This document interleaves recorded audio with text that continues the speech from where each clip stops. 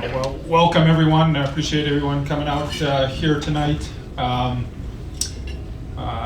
little bit different than my partners who will be talking after me. I don't have a specific joint replacement that I'm going to be informing you about. Mostly what I wanted to do is to echo what Sean has said and hope that you will hear individual talks on different types of joint replacements, knee replacements, shoulder replacements, hip replacements from my four partners. But I would hope that you leave tonight not that you've seen four individual surgeons that each do a certain type of joint replacement. When Dr. Troyer, Dr. Hammerly, and I came over and joined Dr. Banovitz, Dr. Hennigan, and Dr. Goose about a year and a half ago.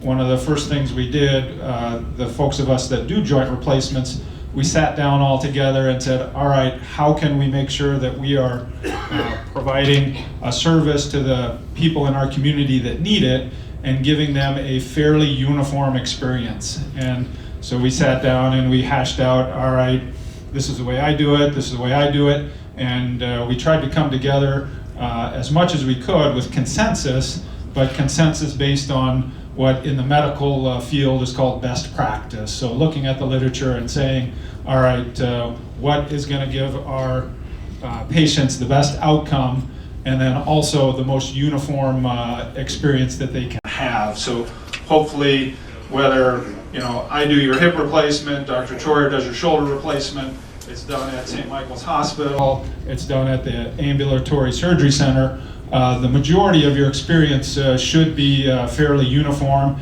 and at what we call as best practice. And so it's not 5 individual surgeons doing different surgeries, it's a uniform joint replacement program that hopefully the folks of you, and I see a few that have gone through it, and some that are just about ready to go through it, hopefully that's the experience that you come away with.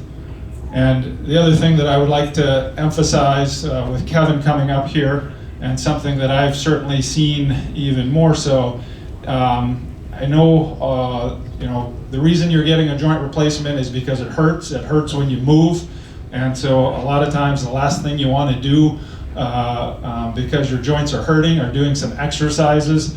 But can't emphasize enough that the patients of mine who are able to do some of the exercises that we ask you to do before the surgery have a dramatically better progress after the surgery. So, and sometimes it only needs to be 5-10 minutes a day of doing a few leg lift exercises, a few quad sets we call it. But if you can come in used to doing some exercises, your recovery afterward is dramatically better. And I'm going to try to set the stage here and set the tone for trying to keep things short. And so that's all I'm going to have to say for you today. Although Sean is telling me that so I did mention briefly that, again, whether your surgery is done at the hospital or done at the ambulatory surgery center, we expect and hope that you have the same experience. Here's a few pictures of our ambulatory surgery center. Just recently, Medicare has approved that total knee replacements on patients who have Medicare can be done at a surgery center. And I think we've done a few there now. Certainly there are some patients that still clearly require a hospital stay, and we're fortunate to have excellent options for that for those of you who still need a hospital stay. But again, I'll try to keep things short, and I see Dr. Hennigan saw his picture and he's working.